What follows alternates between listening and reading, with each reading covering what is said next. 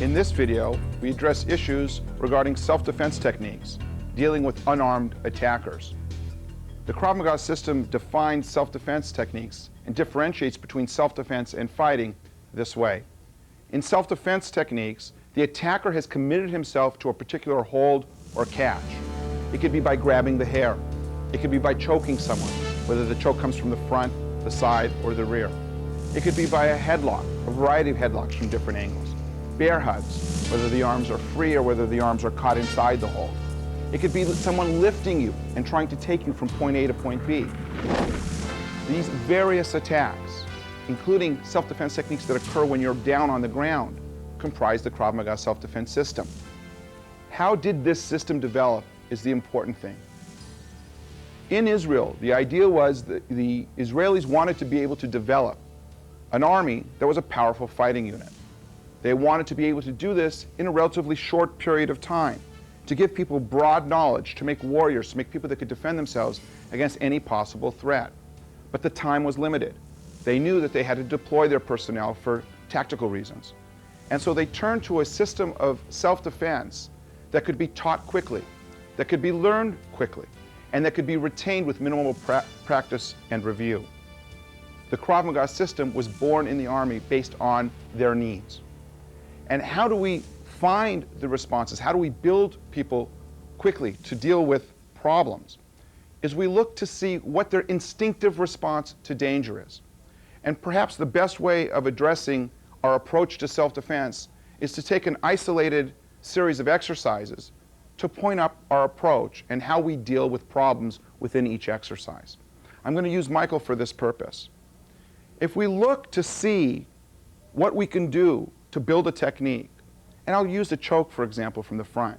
If I apply the choke to Michael, very strong, taking my thumbs and pushing him into the front part of his throat, and I have a very firm grip on his throat, and he has no training whatsoever and does not expect to be attacked this way, Michael will have an instinctive response to this danger, especially if he didn't expect the attack, if he's an untrained person. And his instinctive reaction will be similar to going to the threat or going to the danger. This is in everybody. It's their instinctive nature is to go to where they feel pain or pressure. His response may look like something like this to this position. And to build people quickly, we recognize we want the defensive approach, the defensive technique, to be patterned after what is in us instinctively. And so what we try to do is build the self-defense technique based on this instinctive reaction, so to speak. Why do we do that? Well, because we end up building what we consider to be a natural response. If it's already in you, it takes less repetition to learn it. Also, if it's already in you, it takes less follow-up training so that it stays with you. And certainly the most important characteristic for us is that under the stress of a real-life attack, when someone is trying to break you or hurt you or even kill you, that which is instinctive inside you flies from you. If you learn something that is far away from your instinctive response, most likely you will shut down or freeze in a time of need. So taking this particular example of the choke, what do we do with the instinctive response of going to the hands? We build the self-defense technique after that first movement. So now that I make this attack on Michael, how do we take that pattern of movement and put it into an exercise or a technique? This way. From this position, I'm catching the same way. From here, Michael makes a movement that has the same initial components as the instinctive response. But we call this a plucking defensive principle, where we are raking or plucking the hands away from the throat. Why? First of all, we look to see in every situation, what is the danger? In this particular circumstance, the danger on Michael's throat were my hands pressing into the throat. We knew that there was an instinctive response to this danger, and we knew, by the way, that we had to deal with the danger first, because permanent damage or injury can be inflicted in mere seconds. So that our approach first is to eliminate the danger using the technique that's closest to our instinct. Michael did that with his plucking response. But that's not good enough for us, because we understand that there can be variations in the attack. For instance, you saw me grab Michael with my arms in a relatively straight position. We build this defensive principle, plucking, based on the idea that it cannot be defeated. The defense itself cannot be defeated by variations in the attack. So you saw me attack Michael with straight arms. We understand that people sometimes will attack us with bent arms. And it would not make sense for us to have one technique for straight arms and one technique for bent arms. Because by the time you figure out as a defender, hey, are the arms straight, are the arms bent, you're thinking too much and you're not reacting. So we pick the principle, this plucking principle, that applies to the most scenarios, the most variations, and we test it. Will this plucking principle work when the arms are bent? From this position, I'm attacking, and from here we see that this plucking principle works when there's a variation in the given attack. But that's not enough for us. We want to see, wait a minute, the attack doesn't always come from the front. Maybe a more clever attacker comes from behind. And now when I'm attacking Michael from this position, the danger is not the thumb, or the thumbs on his throat, but my fingers pressing the front of his throat. And from this position, his instinctive response will be to grab, but the plucking defense comes from that instinctive response. So the exercise works, this plucking principle works from behind. But that isn't good enough. We want to make sure that we have a defense 360 degrees around us, from any angle, from any position. Does this plucking principle work if the attack comes from the side? From this position, I'm grabbing Michael now from this side position, and from here, he's making the same type of plucking principle defense based on what his instinctive response would be. So the defensive maneuver, we take a look and we see what is our instinctive response to the given hold or catch. How do we eliminate it in the shortest, fastest way using a natural reaction, a defense built from a natural reaction. The next issue we want to address in examining the approach to self-defense in the Krav Maga system is the issue of not just dealing with the most immediate danger in a given attack, but dealing with all potential danger. For instance, using the same example of choke from the front, if Michael were to defend himself by just making this plucking motion from here, maybe now he has a different fight on his hands. So the idea is wait a minute, is it possible for us as early in time as we can to deliver a injury-causing or a powerful counterattack that will at least stop any future or potential danger that lies next in the order of sequence, so that we know something about the person who is attacking us with a choke. We know that that person, the attacker, must also have balance. We know that that person will be standing with his legs at least as wide as his shoulders, or their shoulders, I should say. So from this position, we know that no one comes to attack you with a choke standing in front of you like this, from here, hiding themselves in the groin area or their feet close together, because this would be a very weak position. They must have a base, a foundation from which to function.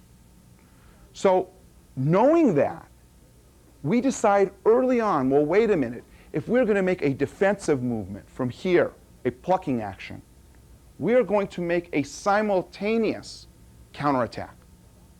This counterattack will deal with or shock the person that's attacking us enough to stop any future attacks, to stun him so that we can continue with additional counterattacks so that all future or potential danger down the road is dealt with immediately. So we combine the self-defense movement with an immediate counterattack. So the technique grows. From the front, what are we doing? From this position, from here, Michael giving, from this position, an immediate counterattack. Look from this angle. Because my legs are wide, as Michael defends, he's sending his leg straight up, which catches the underneath of my groin, causing me at least an initial stun at the very least. And Michael then can follow up with appropriate counterattacks, take me down, control, or just simply leave the scene. The issue here is eliminating not just the first danger that was around your throat, but the person dealing with the attacker, not the hold that the attacker is making, but dealing with the attacker to enable that person to continue to cause you danger or damage. It is extremely important that our training is realistic. It must be safe on one hand and as realistic on the other hand as possible. It is also true that we must know how to operate from varying states of readiness. For instance, if I'm at a distance from Michael and I want to attack him with a choke, and he sees me, and he's aware of me, and I come at him to choke him, from this position, he should not let me get to him to choke him, despite the fact that he knows a good choke defense. In other words, if you see the attack coming, and you are able to be ready for it, just because you know a good choke defense, you don't let someone choke you. We are trained in combatives. We're trained in blocking techniques. If you see a choke that's coming your direction, you move out of the way. You redirect the hands. You attack with punches and kicks. You don't stay and wait to be choked. However, we recognize two things. Sometimes our attention is diverted, and people can capitalize on that and reach us and choke us, and we must know how to defend against that. So we're not quite as ready. We're surprised. Or it could be, possibly, that we saw the attack coming, but we froze in that moment. We're unable to stop it on its way, and now have to deal with the problem in its place, the choke itself. So if I reach Michael and I choke him, maybe he was looking off in a different direction, and I choke him, now he must know how to defend himself. The concept that's of crucial importance is the concept of defending yourself from a position of disadvantage, meaning that we allow ourselves to defend from being in a weak position against a strong attack. An example could be that Michael is not ready to defend himself, and the choke comes in such a way that the choke is delivered not just in its place, but with a strong push backwards, which we will address in this tape. As I push Michael from here, he falls backwards.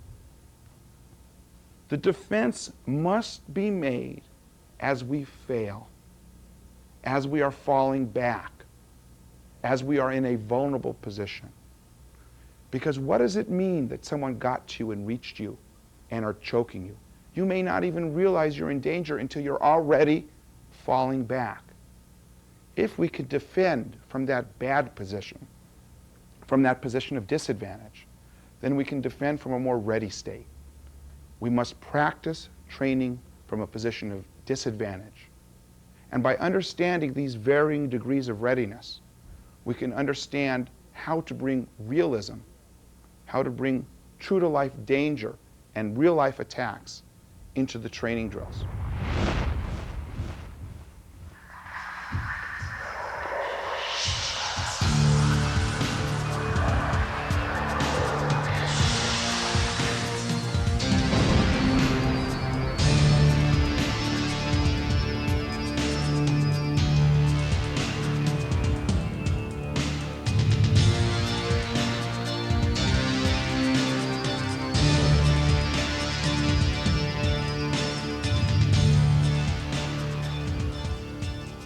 The defensive exercise that we're going to present now deals with an attacker that is going to choke the defender.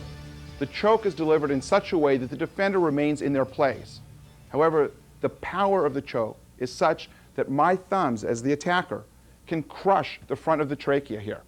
The defense must be swift, it must be effective, and it must be based on instinct so that there is no injury to the front of the throat. The attack looks like this, where my thumbs, again, as I mentioned before, can apply extreme pressure in a very short period of time.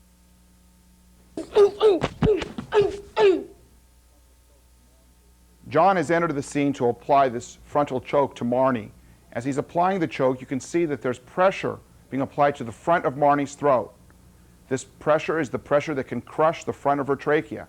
Marnie is making a plucking instinctive response to this danger, freeing the front part of her choke. As she is doing that, she's delivering a knee or a kick to the groin area of John because it's open. It's a target area that's available. She follows up with further strikes, palm strikes to the face, further knee strikes, and a possible elbow strike to the back of the head or the neck. At this point in time, she's free to leave the scene because she's safe to do so. In this view, we can see the choke applied to the front of Marnie's throat. The thumbs are applying pressure to Marnie's throat. She must act quickly with this plucking response. She's plucking at the hands of the attacker.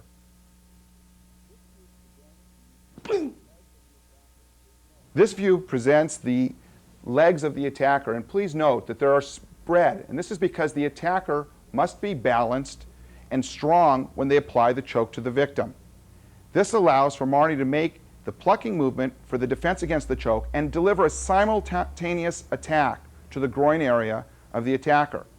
If the attacker is at a distance, the foot or shin area will be striking the groin.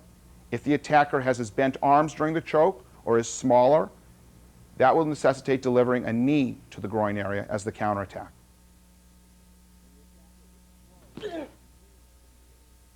When the attacker is close, the knee will be delivered as the counterattack.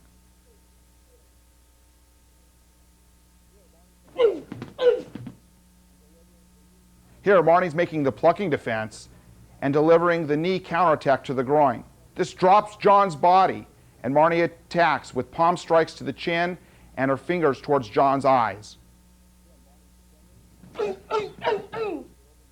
Again, Marnie's defending the choke, plucking, delivering a knee, following up with counterattacks. And again, another knee is possible here. Because a knee is delivered to the groin, John has dropped as far as his height and his weight is concerned.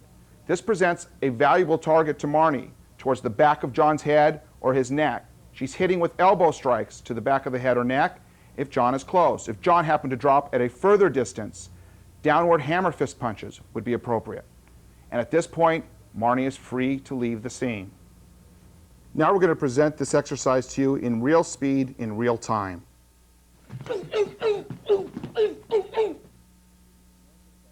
The defense is presented in stages so that you can learn the technique as it's broken down.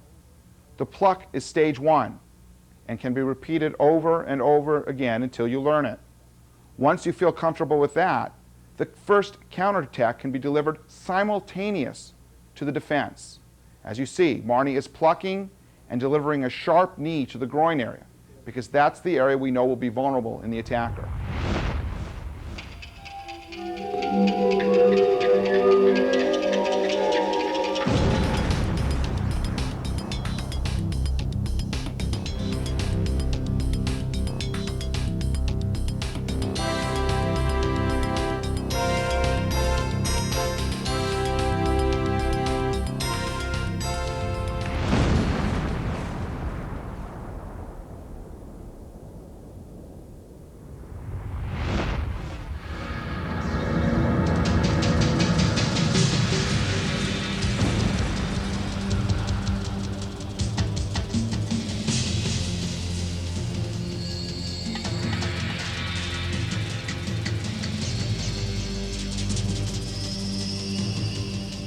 The next scenario deals also with the choke in the place. However, the angle has changed. In this particular exercise, we're going to deal with an attacker that applies a choke in the place, but the attack comes from behind. From this position, the attack is applied from behind. So therefore, the fingers around the throat are presenting a crushing type power to the front of the trachea. The defense must be made quickly and instinctively.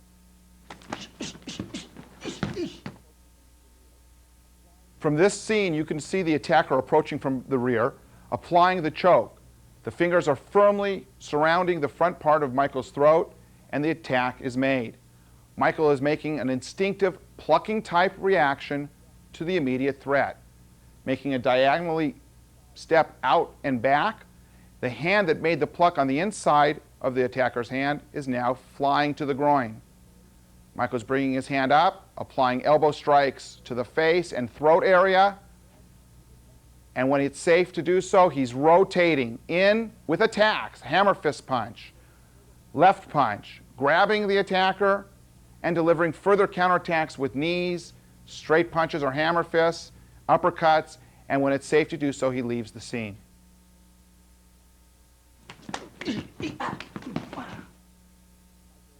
For instructional purposes, we'll break down the exercise. Michael is standing facing the camera.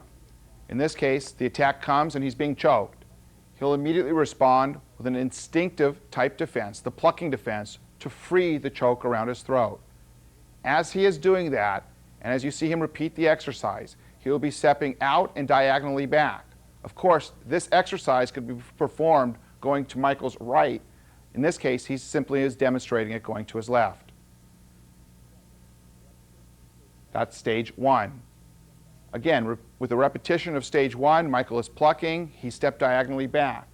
Michael's right arm will continue now for stage two, which is a strike to the attacker's groin area. You see that he's using the fingers curling up to go underneath the groin area to cause maximum impact and pain. From this position, the attacker should bend slightly forward as a result of being struck in the groin. Michael is in a position to give an upward elbow strike to the throat or chin area. At this point in time, he can deliver multiple elbow strikes on a horizontal plane. At this position, he'll be ready to turn and continue attacks with a hammer fist and a follow-up punch with the left hand. He will grab the attacker and follow up with appropriate knee strikes and possible hammer fist punch or other punch until it is safe for him to leave the scene. In this scene, the exercise is reviewed from the back of Michael. You'll see the attack is being applied. Michael is making a plucking instinctive type of defense while stepping diagonally back into the outside. The inside hand continues to the groin, the fingertips up and underneath the groin. Michael pulls his hand back and delivers elbow strikes to the throat or chin. Michael will then be able to turn and face his attacker, delivering hammer fist punch and other follow-up punches, grabbing the attacker, delivering knee strikes, and further counterattacks as necessary.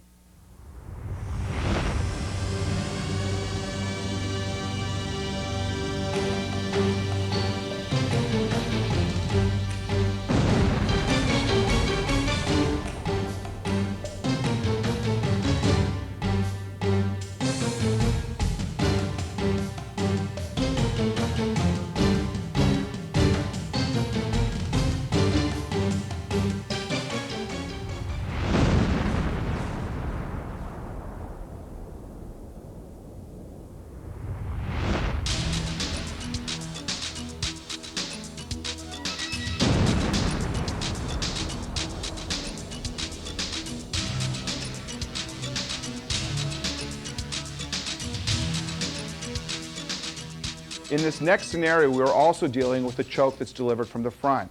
The attacker is applying a very strong choke to the front of the throat. But unlike the other exercise that we've presented, this exercise relies less on instinct, but provides for a stronger defense. In this position, I'm attacking Marnie, again from the front. My hands are firmly around her throat, and my thumbs are pressing on the trachea. Marnie's going to make a rotational defense, causing a lock on my wrist. She's going to clear the hands and follow up with counterattacks.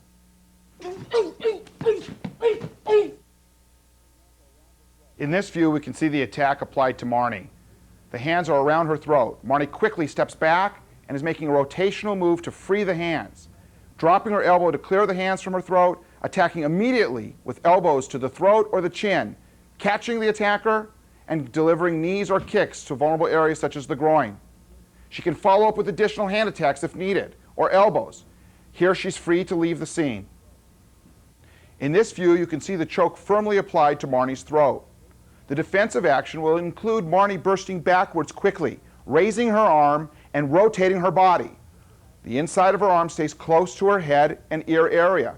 This allows the defense to clear the attack at the wrist or back of the hands.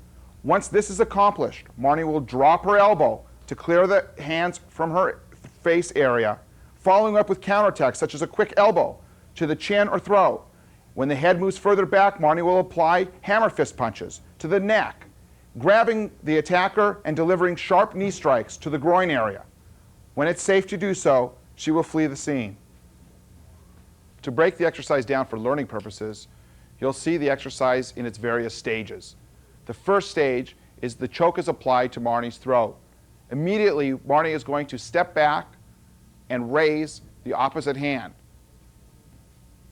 She's stepping back on her left leg and raising her right hand. This will allow her to rotate. If you notice, when she steps back, she's maintaining at least a shoulder distance spread between the legs.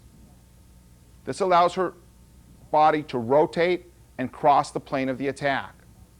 Also notice her arm. Her arm stays with the bicep close to the ear, so it'll cross the attacker's hands at the back of his wrist or hands. This is stage one. Once she goes back into stage one, stage two is then applied. You notice Marnie's hand is raised. That hand will drop to clear the attacker's hands. If possible, Marnie will use her other hand to trap the attacker's hands on her chest. This will, so to speak, make handcuffs, which will not allow the attacker to remove his hands from Marnie's area. If he pulls on the hands, it'll bring Marnie in, and Marnie will come into the attacker with many elbows, hammer fist strikes, and follow up with the last stage, grabbing the attacker and delivering sharp knees to the groin area. Stage one, arm raise in the rotation. Stage two, clear the hands and trap the hands. Stage three, elbow strikes. Stage four, hammer fist punches. The last stage, grab the attacker and deliver knee strikes. When it's free and it's safe, leave the scene.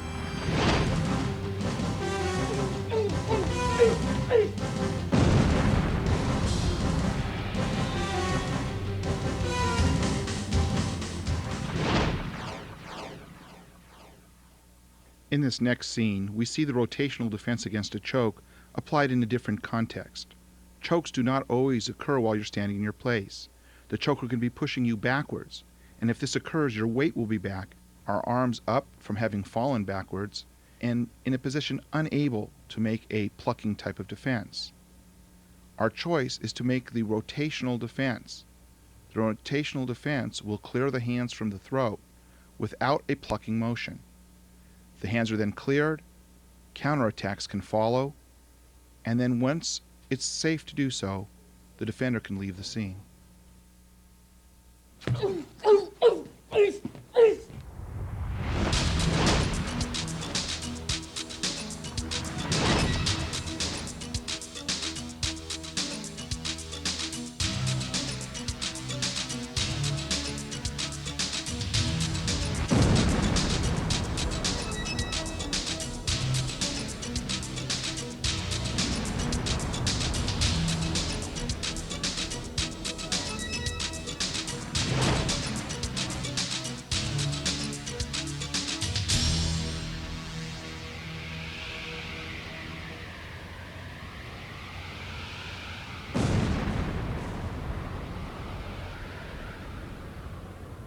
In this next scenario, we're going to deal with a threat that basically is a choke from the rear in the place.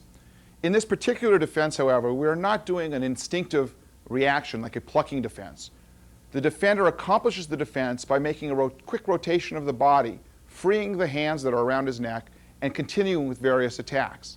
The reason for this variation is that there may be a tactical reason why the defender wants to change his relationship in position to the attacker. And second of all, this type of turning or rotational defense does give the defender more power. The attack will be applied, and as usual, I will be applying the pressure to the front of Michael's throat. In this case, because the choke comes from the rear, my fingers will be applying pressure to the front of Michael's throat.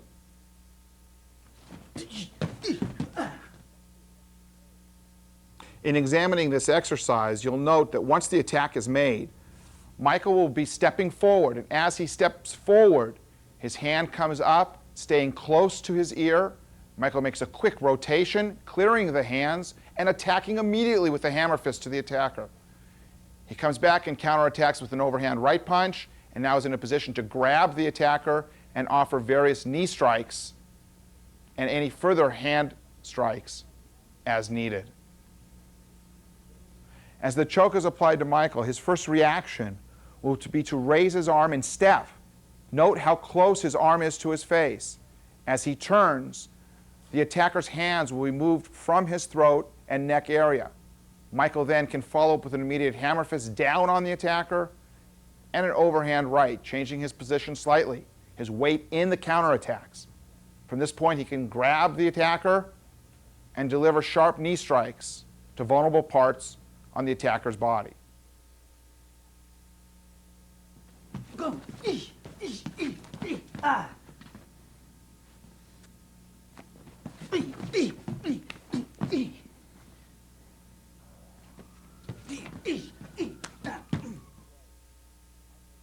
Here, Rex, the attacker, applies the choke to Michael's throat. Michael is making the defense by stepping forward and raising his hand immediately, keeping the hand very close to his ear. As he rotates, he will cut across the hands of the attacker, freeing his throat, coming down with an immediate hammer fist to the face, head, or neck of the attacker, following with an overhand right as he steps in, following up with knee strikes as he's grabbing and pulling the attacker forward, and another overhand right. He can retreat from the scene at this point. In order to learn the exercise, Michael's going to break down the technique in its logical steps. First of all, we assume that the attack has been placed around Michael's throat. He's going to step forward to create some distance, rotating very harshly, keeping his hand very close to his head area. The inside of his bicep is almost pressed against his ear. This position will allow him to free the hands that are around his throat by crossing at the attacker's wrists or the back of the attacker's hands.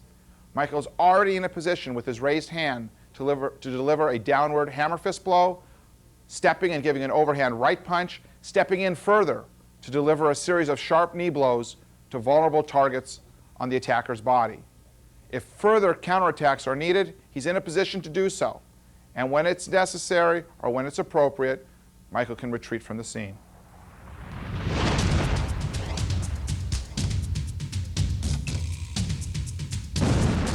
Here we present a variation on the rotational defense for a choke that occurs from behind.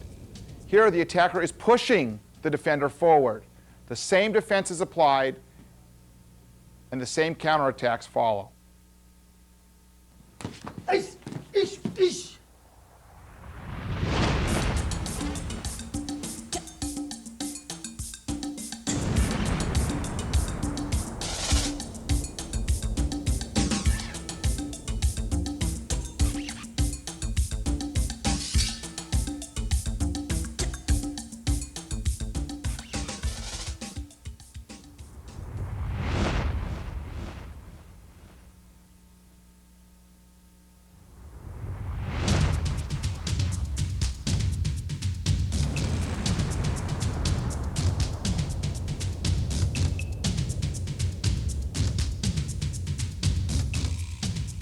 In our system of self-defense, we want to be complete in that we want to be able to deal with threats from any possible angle. For instance, in choke, we have defenses that deal with the choke, whether the choke occurs from the rear, from in front, or from the side, or any angle in between. We also deal with situations where the attacker may be pulling the defender, where the attacker may be delivering the choke into place, or the attacker may be driving through the defender with some type of push or shove. We also know from experience that chokes can occur on the ground. For instance, if someone is attacked while they're lying on a bed, they're in a prone position. And many standing fights end up on the ground. I'm going to attack Marnie and take her to the ground, and she's going to be making a defense against a choke that's delivered from a side position to her body.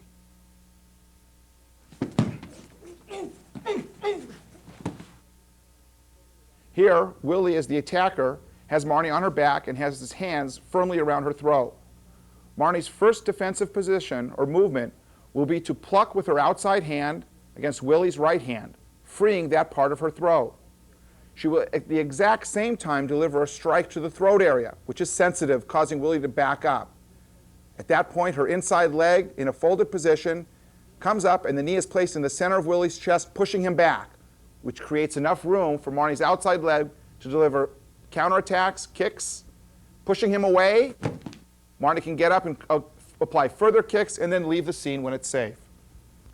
For learning purposes, we'll break down the exercise into its logical stages.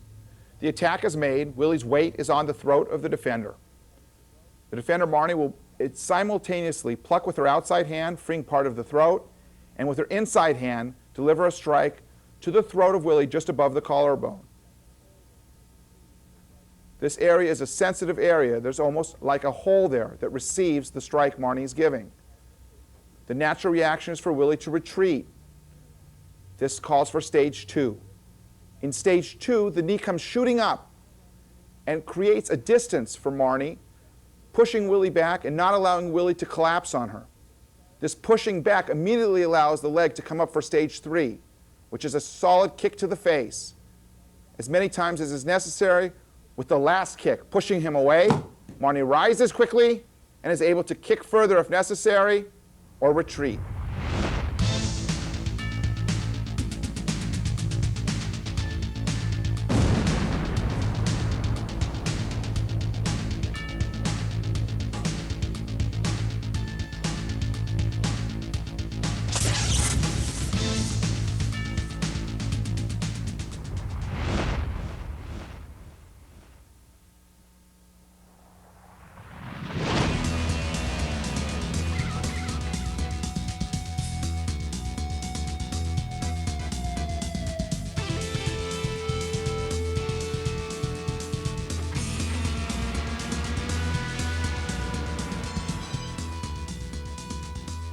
We are presenting now a new set of problems and solutions.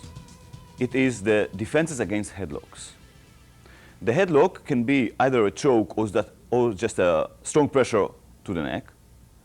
The first one that we will deal with is headlock from the side. The attacker is approaching you from behind or from the side. He is grabbing your neck area this way.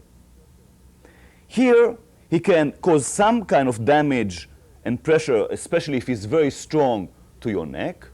He can also punch your face, and he can even take you to the ground. Here, maybe continue. When you are already in this type of hold, when the attacker already grabbed you, then what is left is, of course, to make the release effectively.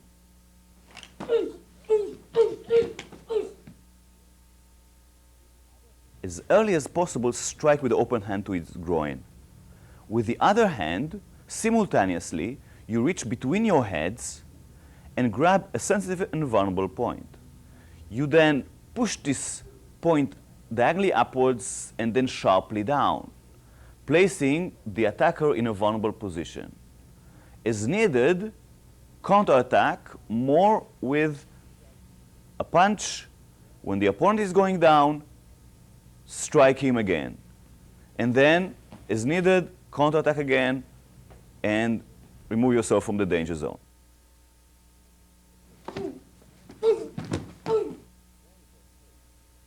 As the attacker is grabbing, Marnie buries her face into the attacker's ribs.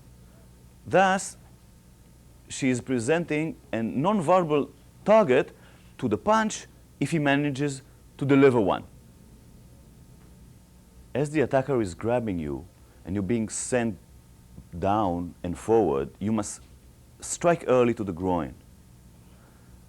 Because of his movement, his momentum, you may have to make a step forward. This is a byproduct to the technique.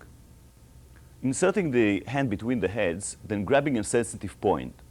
It can be under the nose, the first point, without inserting your fingers to his mouth. The second point can be the eyes. The purpose of this point pressure is to bring his chin up and then sending down. The last option is to grab the front of the hair, strongly pull backwards and then down. As you press the opponent backwards and down, he is in a vulnerable position. Then you attack as needed, either with a hammer punch or with a straight punch, sending him down.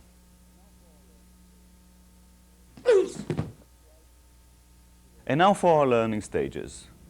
You start with a strike to the groin of the opponent and simultaneously bring the other hand high up between the heads. This may be accompanied by a step. Our second stage is to pull at the sensitive point.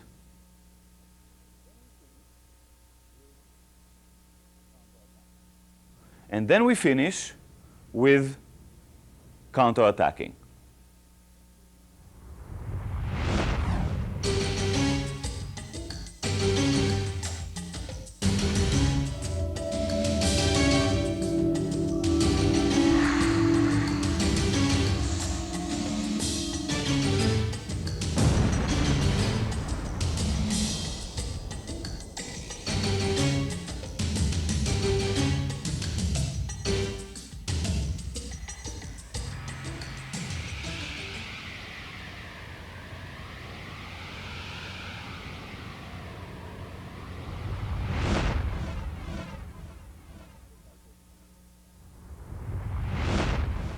We are presenting now another type of headlock, much more dangerous one, as the attacker approaches you from the rear and applying very strong pressure against your windpipe with the sharp side of the forearm.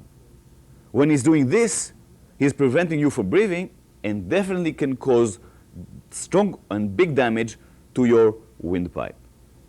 David will present a quick and fast release and counterattacking against this type of grab.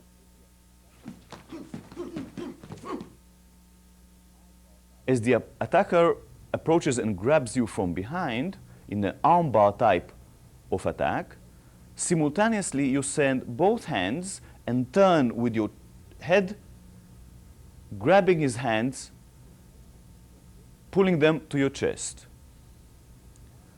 You are twisting strongly. Now you take your head out from the grab, step out, and counterattack first the groin, and then other attacks as needed.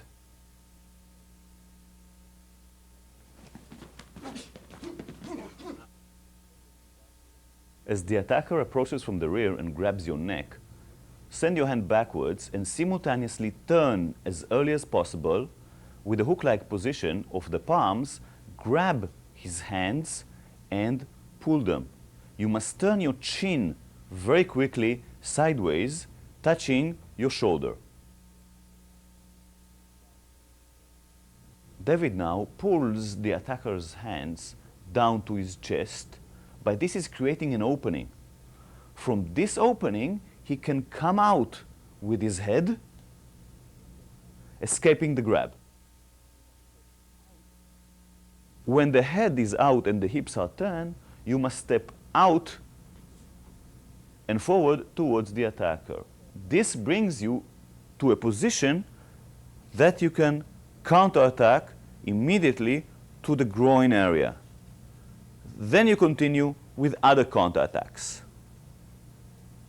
as needed and move from the danger zone.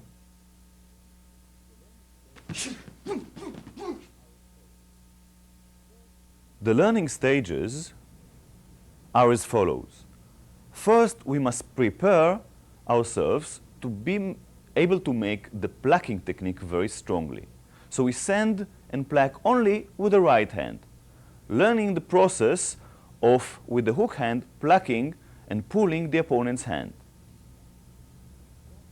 Then we do it with two hands. We send two hands simultaneously, grabbing the opponent's hands.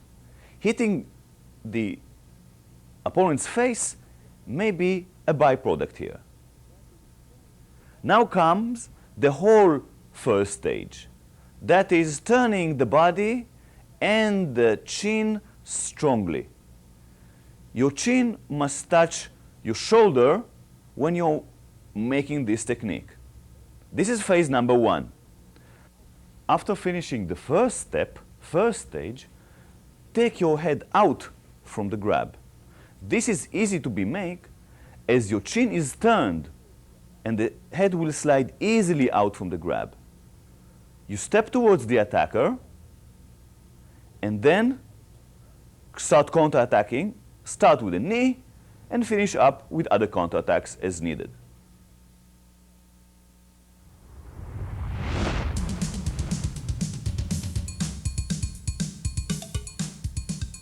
It may happen that against a very strong attacker, you will not be able to take your head out. But where are we now? We are in a position like headlock from the side. So what is left is to make a release like we've learned before.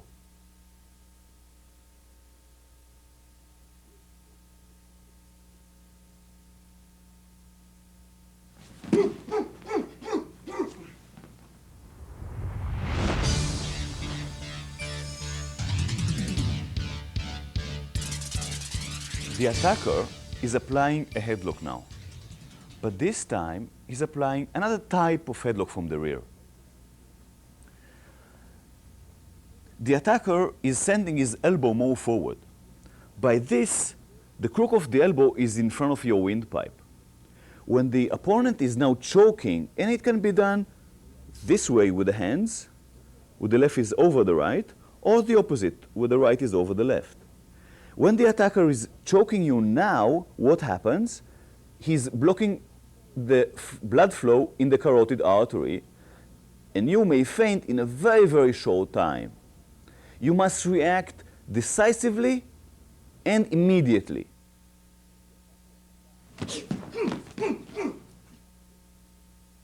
As the attacker attacks, send your hands backwards, and only one hand, one palm can grab with the hook-like the area of his hands. The other hand must join as early as possible, pulling at the forearm. You cannot turn early. You can turn only after you start pulling and removing the forearm from your neck.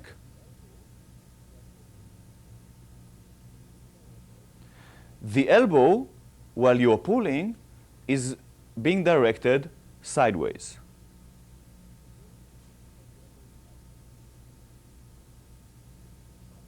Pull while the elbow is sideways.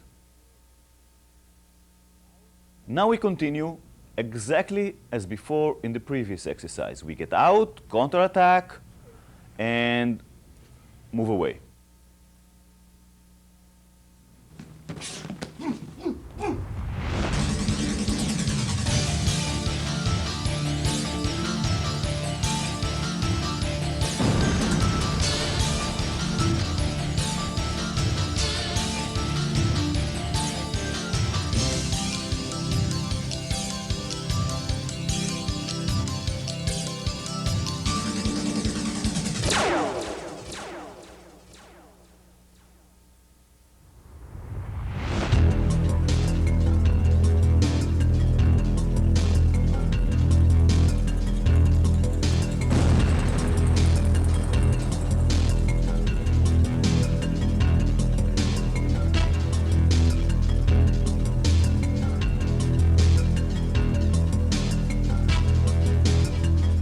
We're going to meet here another type of headlock.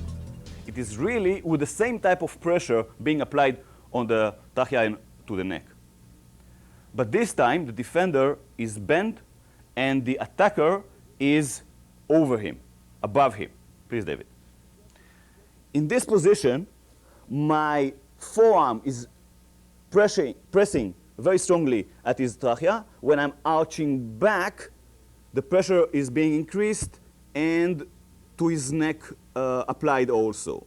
David has to respond very quickly with relieving of the pressure and counterattacks and get out from this problem.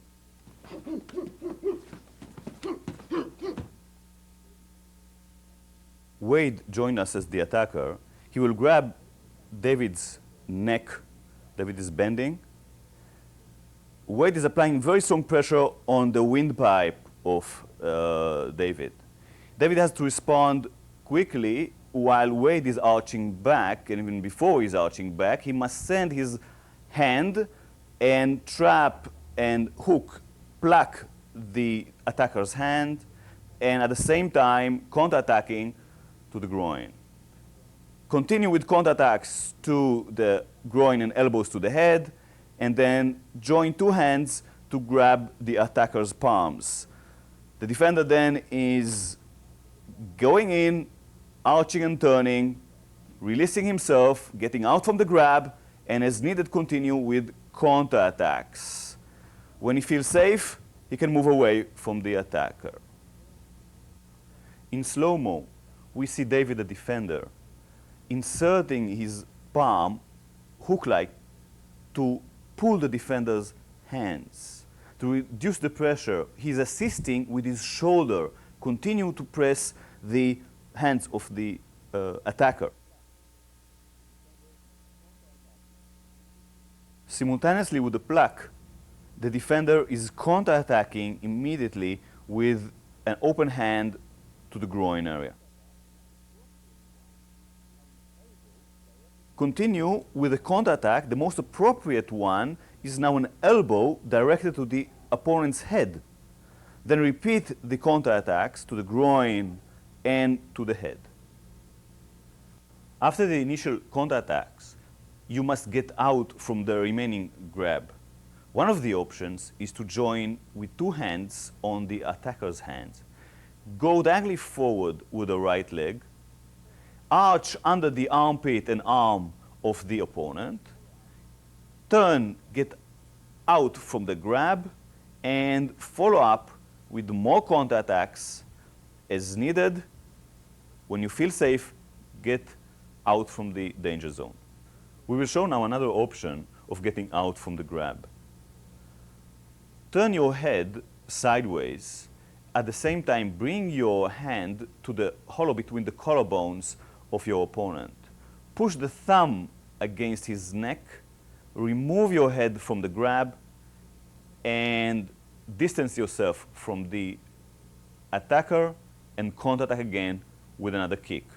Move from the danger zone as early as possible.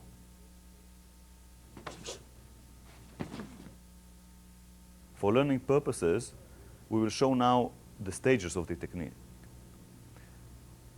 First, pluck the opponent's hand while inserting your shoulder to create pressure on his hands, thus remove his forearm from your neck. Simultaneously, you attack to the groin. You continue then with counterattacks to the head with elbow and to the groin with the palm.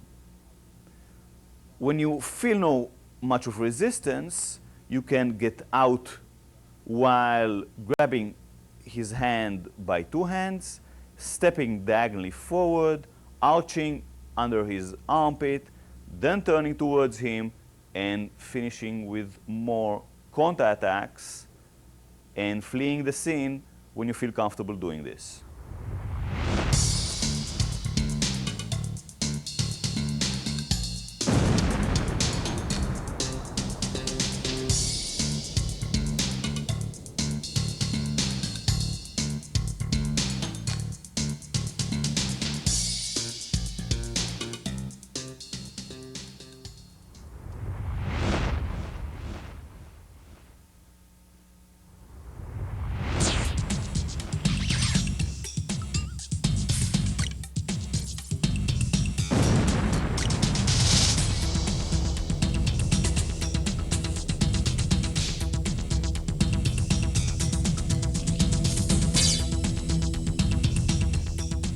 We are presenting you now with a new set of problems and solutions.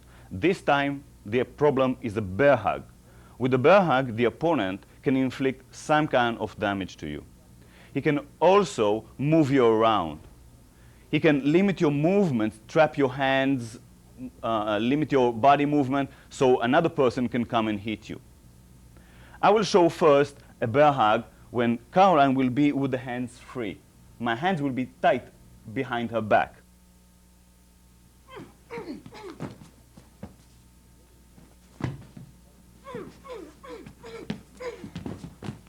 As early as possible, Caroline will bring her hands to the attacker's face and push her thumbs to his eyes. Then she continues with counterattacks with a hammer punch.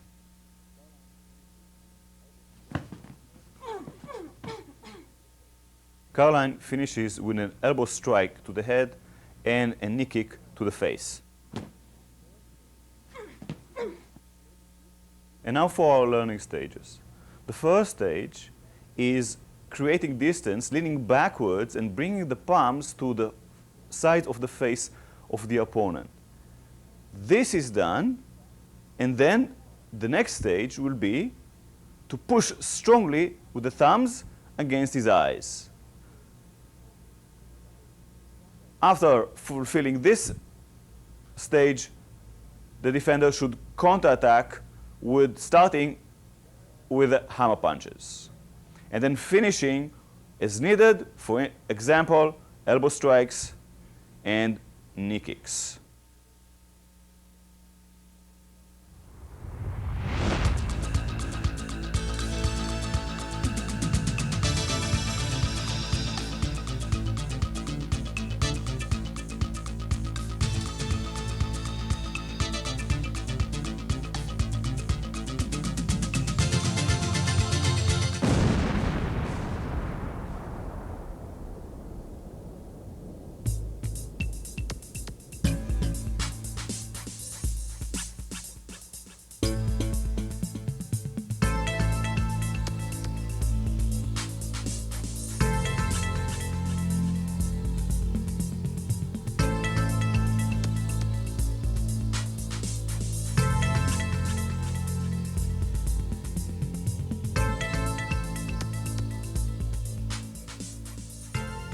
This time, as the attacker, I will grab Caroline with a bear hug, functioning the same as before for me, but for her, her arms will be pinned to her body. She will not be able to move them as before towards my eyes.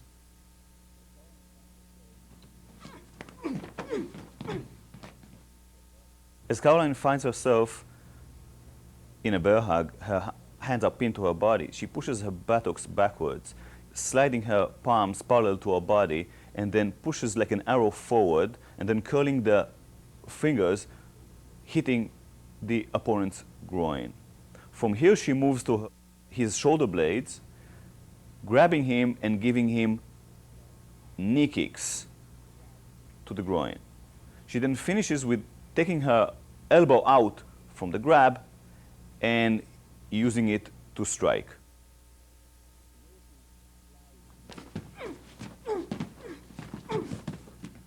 In order to slide between the bodies, Caroline has to push her buttocks backwards and parallel go with the palms between the bodies, and then strike like an arrow, curling with the fingers at the end of the motions. As the first learning stage,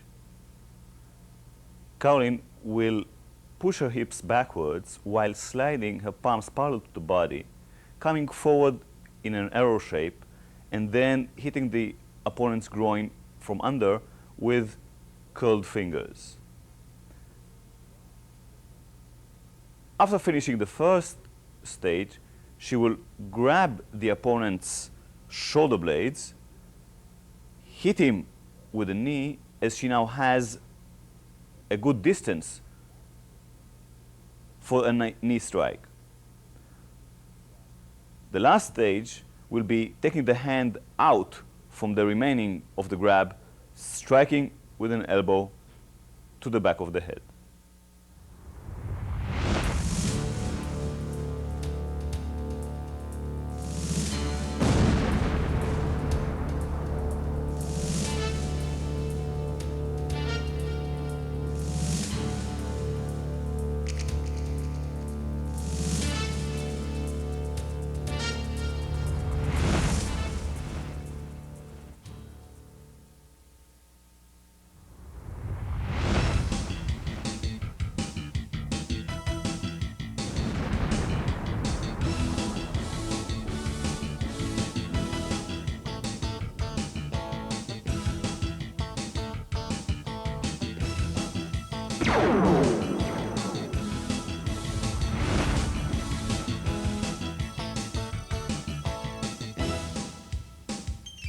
Next, we'll be confronting a new set of problems. These are the hair pulls.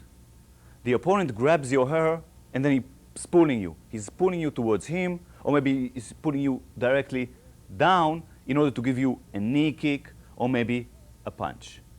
He's inserting, Carolyn please, he's inserting his fingers through your hair and then he's pulling you.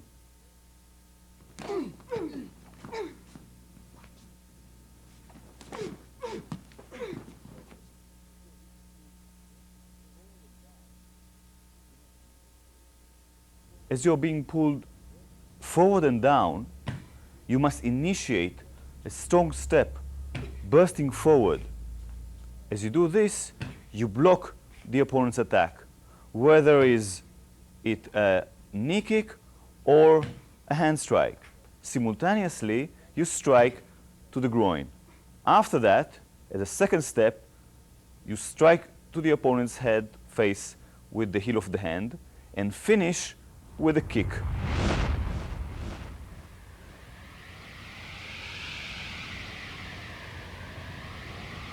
Again, the attacker grabs your hair and pulls you. But this time, he's smarter, he's approaching you from behind. He's inserting his fingers through your hair, pulls you back. What you have to do is to deal with him and the other problems that he's presenting. That you have to turn as early as possible.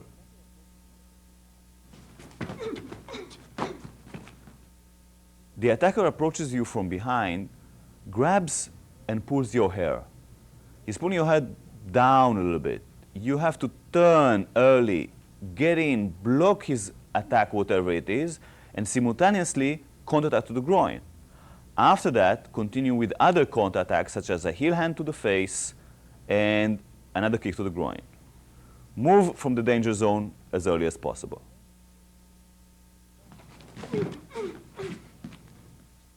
And for our learning stages, start by leaning backwards and then turning, blocking as early as possible with the forearm and counterattacking. Feel as if you are being pulled and turn and send the hand to block whatever attack is being sent towards you. After you finish your first stage of moving in and counterattacking, continue with other appropriate counterattacks.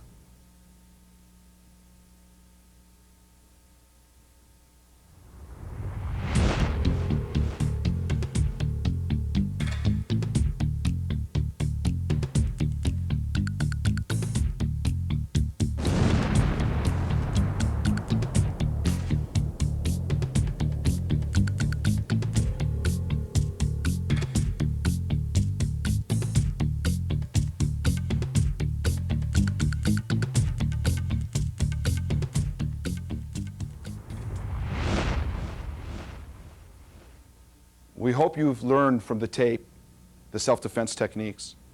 We're certain that these type of self-defense techniques present real issues, real problems, and solutions to these problems. Our feedback from people who have used this in the field, law enforcement personnel, have indicated that we are reaching success with these self-defense techniques. We want you to remember a couple of things. One, if you can avoid danger, do so before the problem presents itself.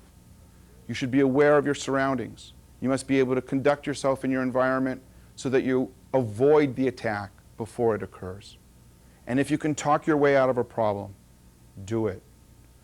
But if someone leaves us no choice, we must perform technically in a correct manner. We must be aggressive. Nobody has the right to harm you or a loved one or a friend. You must be able to perform these self-defense techniques so that you can lead a safer, more confident life.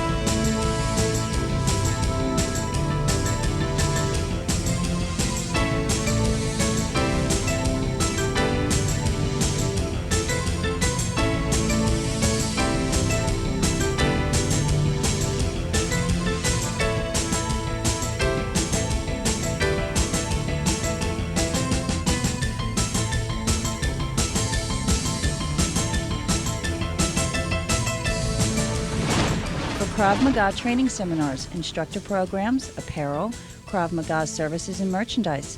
Visit our website at www.kravmaga.com.